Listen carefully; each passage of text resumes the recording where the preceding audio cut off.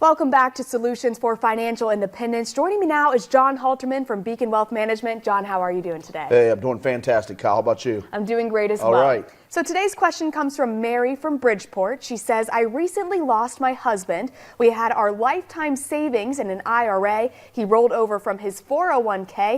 It has a lifetime income benefit that we use every month as income. Now that he has passed away, can you please explain my options and make any recommendations? Well, Mary, the first thing is, I want to say I'm sorry to hear about your husband. I know it's tough to lose your spouse, and so my condolences to you on that. In terms of, your annuity, it sounds like you have an annuity with a lifetime benefit, and so you got some different options because ultimately what this money is, it's IRA money. And when we call IRA money, that means that money has been tax deferred, and as you take the money out, you're going to have to pay taxes on it. So there's a couple different things you can do. Number one, you could take a lump sum.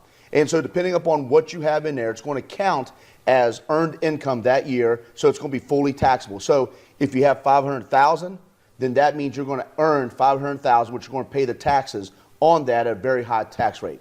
Number two, you could just do a spousal continuation.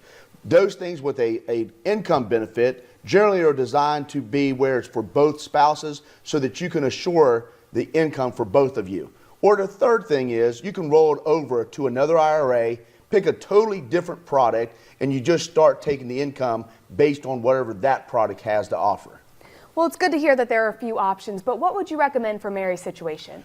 Well, I'll tell you, in particular, the reason why people do income benefits is that generally they say to somebody, hey, I want to make sure that I can't outlive my income, and I want to make sure that regardless of whether it's myself or my spouse, that we have this income for the rest of our lives. And so if that was the purpose in it, Kyle, then I would definitely consider continuing what she had, because why give up that income, especially if the investment itself is lower, because the whole idea is that that regardless of what happens to the investment, that the income is there. And so it gives them that reassurance to know that, hey, I can't outlive it. And so by keeping that, just continues what they originally started.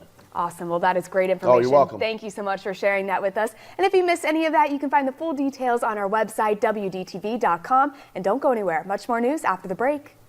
If you are told you have